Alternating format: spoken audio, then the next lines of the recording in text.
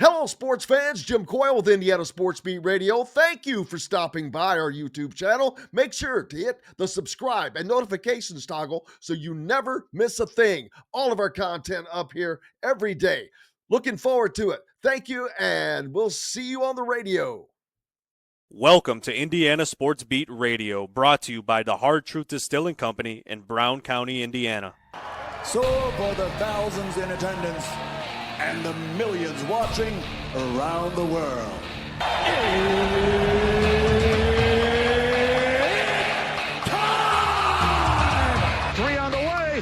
Oh! It went in! It went in! And Indiana wins the ball game! Know your role and shut your mouth, you jabroni! Float game for the win! Taylor's gone!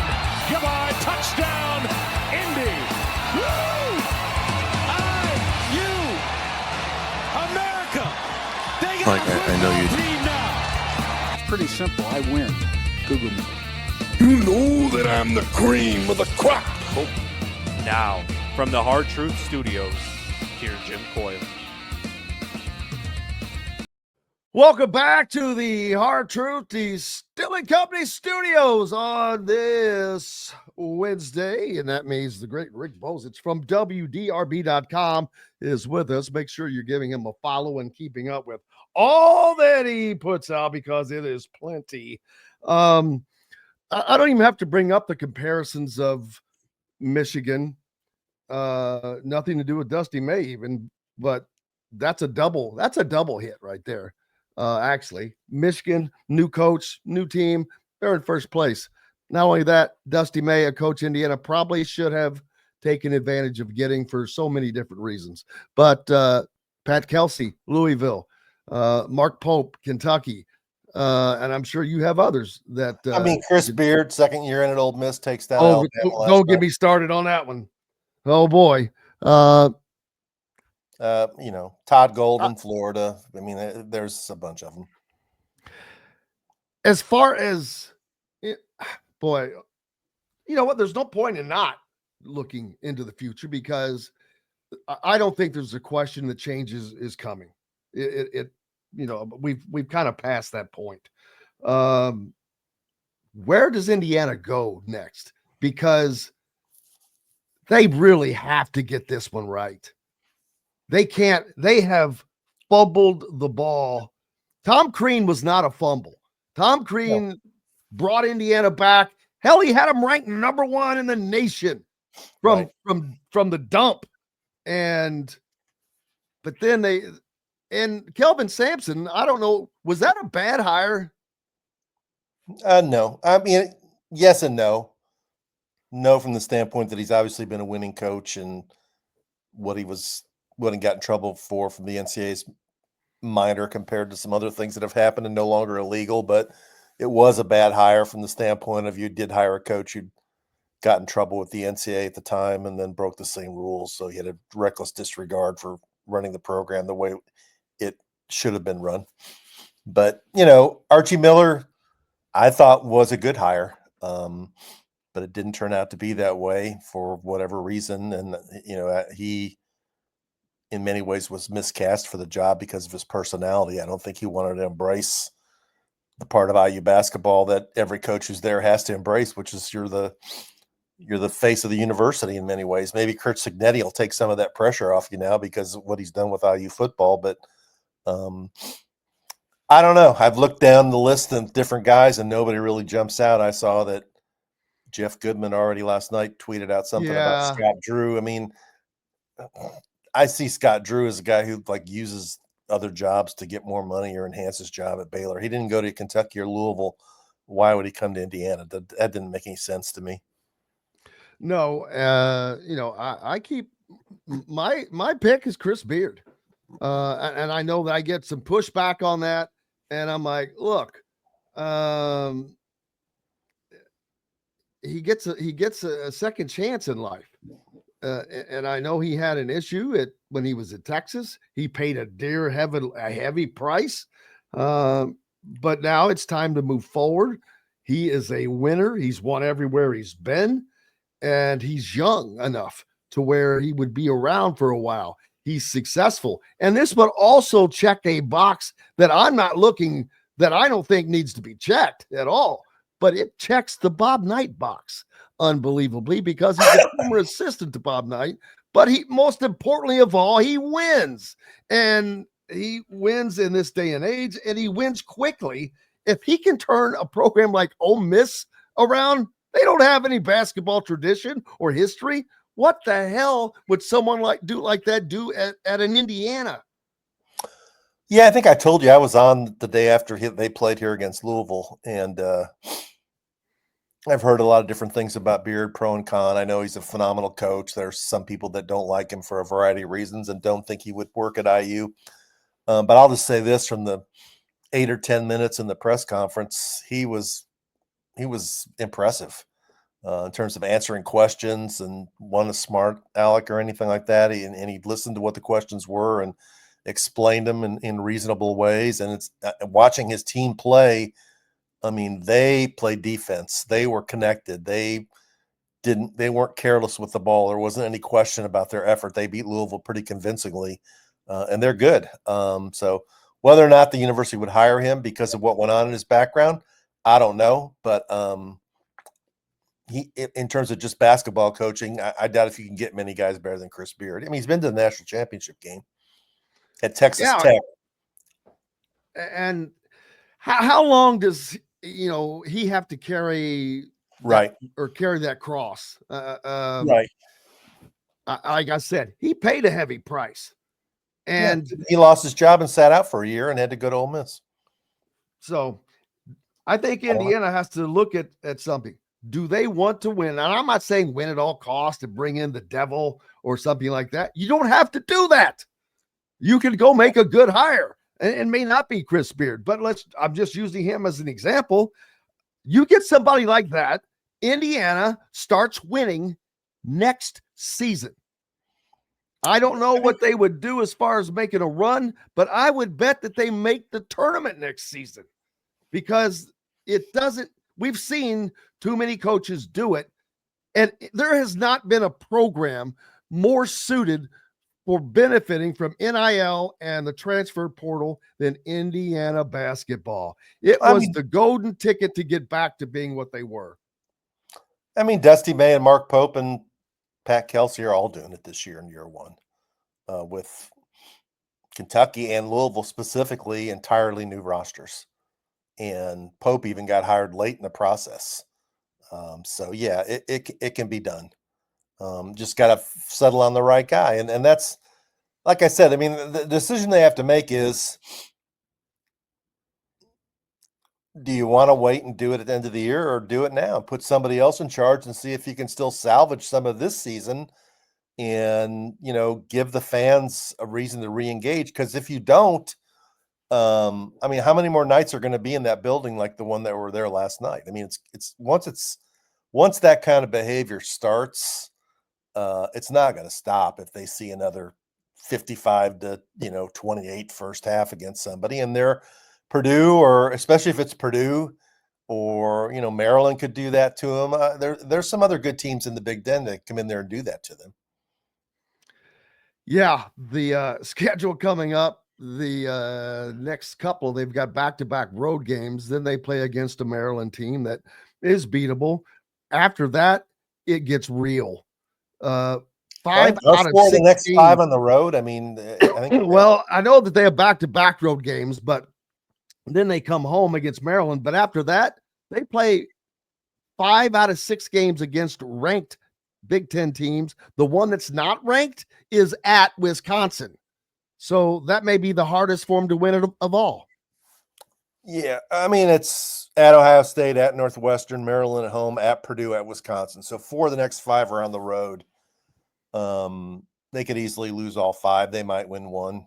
At best, I think they'll win 2. But, I don't know. It's the other thing I'll bring up is, and I'm not sure if we talked about this or not, but there's such a contrast over the weekend of Indiana goes into Iowa and plays a terrible Iowa team on defense, didn't they give a ton of points up last night, get beat against USC? Pretty sure they did. and they lose and get blown out. And then the very next day, the women's team, which struggled early in the year, lost to Butler, lost to an Ivy League team, goes in and plays a ranked Iowa team and leads the whole game. Why? Because they have a coach who improves the team, and because they have a culture, and because they have a commitment to winning. And I wonder how much the commitment is to winning on this team, as much as it's a commitment to NIL and trying to have individual success. It surely doesn't seem like a commitment to winning. And I hate to bring this up because it sure sounds like I'm picking on Anthony Leo, and I'm not. Anthony's a great young man. So let me say that right now. I know him. I like him. This is not about him, but a fan mentioned this, brought this up, commented, and said maybe he should be more focused on winning in basketball than real estate and selling pizzas, which, with his pizza deal he's got going. And there is something to that, because that used to be a thing in pro sports. You're like, is this dude more into playing or marketing himself? And that's trickled down to the high school or to the college level. And Don Fisher on Monday said he thought the money had a lot to do with it. I don't know. I don't think it's the money.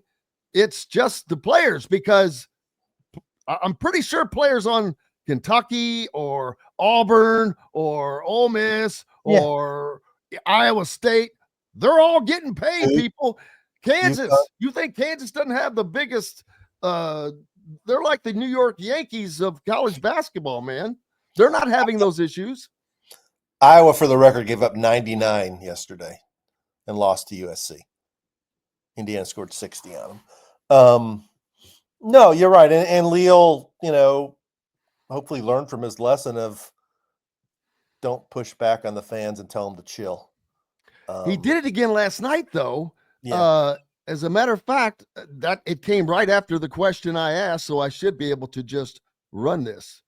Either one of you, but Anthony, since you've been here the longest, you've already acknowledged what you guys probably need to do as a team and whatnot. But my question is, how this late in the season does a team not come out prepared to play, not come ready to give everything, not come ready to do all the things you guys have spoken about? Sure. Well, winning's obviously hard, and like Luke said, at the first media timeout, it was 10-8, so it's not like we weren't coming out ready to play per se.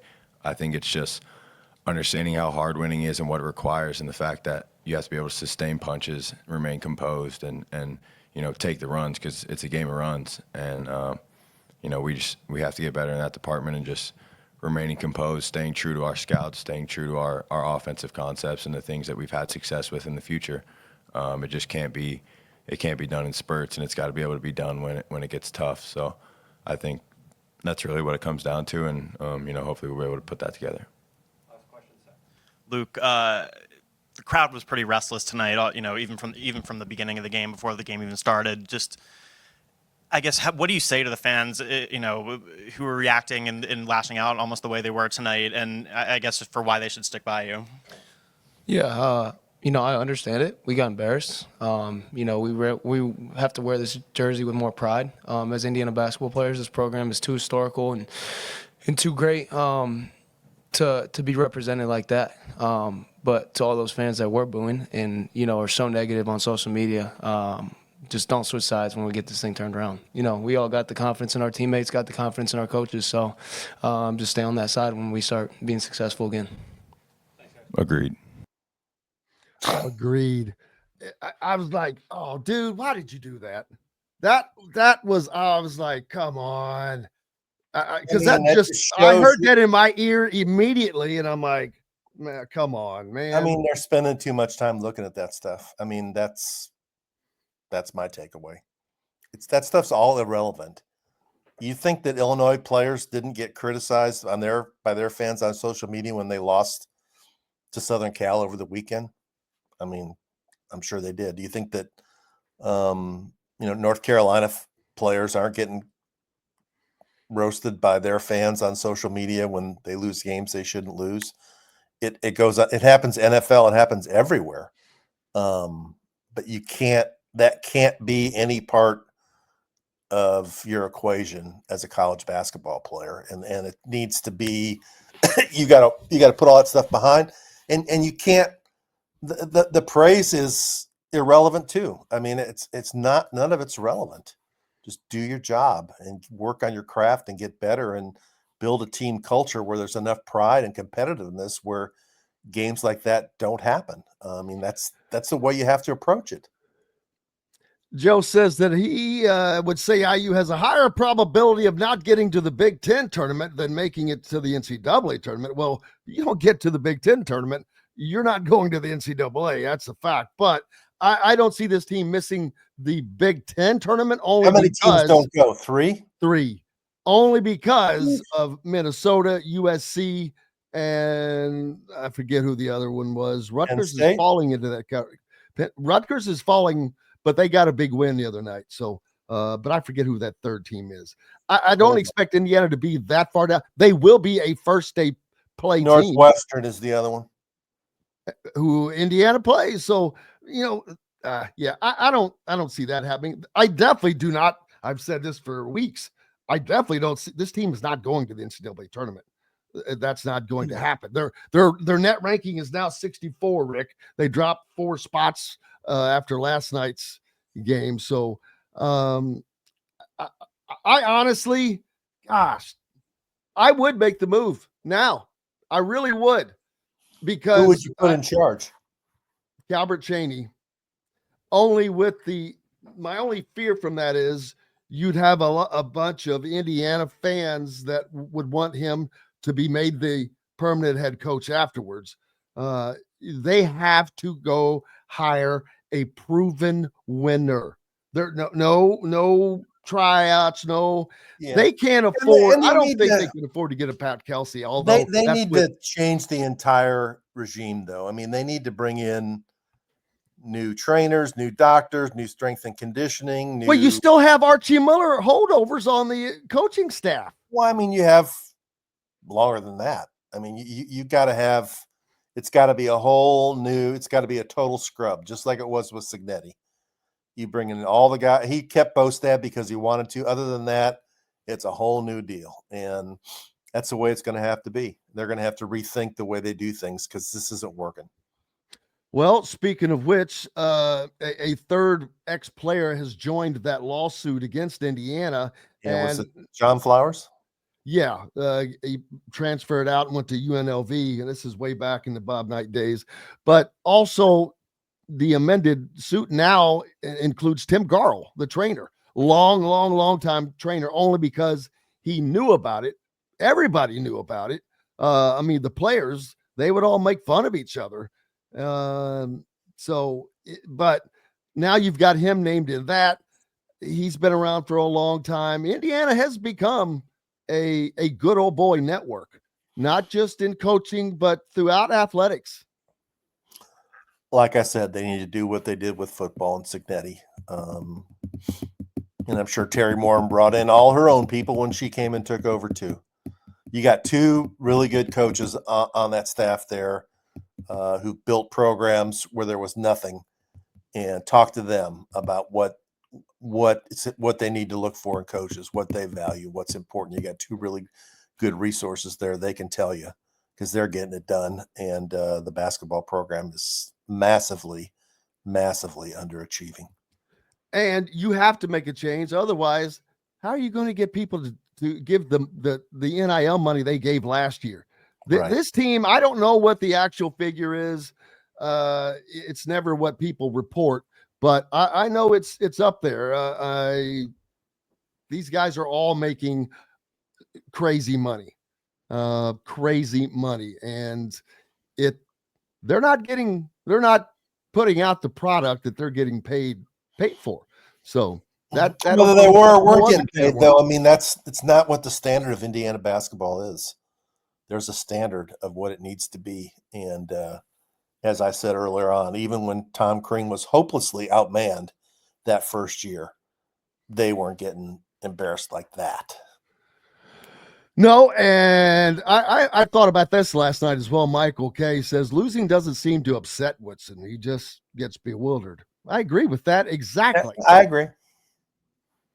Yeah, there's no and I think that trickles down to the team. There's no urgency. There's no like edge to the whole situation of like, yeah, that was a bad thing. I mean, that was a bad deal last night, and he didn't really act like he said the word embarrassed, but he wasn't.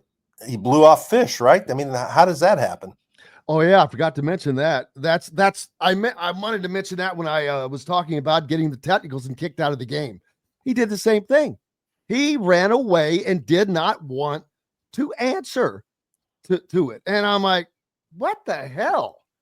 Grow a pair.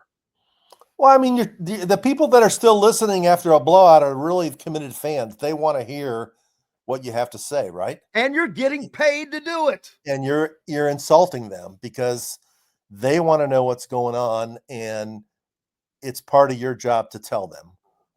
And Fish is an Indiana legend. He's one of the most respected radio play-by-play guys in the country. He doesn't ask gotcha questions. He speaks, respectfully to the coaches, and to just blow him off, that should never happen. Nope, it sure shouldn't. What is up next for you, brother, after you get past this debacle? You've got to have something coming out. I'm working on an IU basketball column as we speak. It'll be posted later this afternoon. In terms of game-wise, I watched the Louisville women on Thursday night. They're at home. And Saturday, Louisville, which won what? I don't even remember what it was last year. 8 games, 6 games. It wasn't many. I think it was 8. They're home. They're going for their 8th straight win tomorrow. They're going to be back in the top 25 next week. They blew out Syracuse in the Carrier Dome last night. And now they got Virginia at home, and they beat Virginia already at Virginia by 20. So they're in second place in the ACC, man. The only team ahead of them is Duke. How about that? Not bad, not bad. Cannot tell you how much I appreciate you, brother. And hopefully, I said one thing. There's more comments than I've ever seen on here. So, I can't even get to them all. I can't even get to them all. I mean, let's be honest, Jim. I mean, what percentage of the IU fan base do you think is still behind Mike Woodson? The less than 10. I was thinking 10 to 20 because they're just they're the type of that or not able to really see. Right. I had somebody comment just yesterday. God, they're 13-4. What are you guys complaining about? They had one bad game in 9, and I'm like, let me give you some numbers. So that takes care of that. Rick Bozich, cannot thank you enough, brother. All right. Thanks, Jim. You betcha. Hello, sports fans. Jim Coyle with Indiana Sports Beat Radio. Thank you for stopping by our YouTube channel. Make sure to hit the subscribe and notifications toggle so you never miss a thing. All of our content up here every day. Looking forward to it. Thank you, and we'll see you on the radio.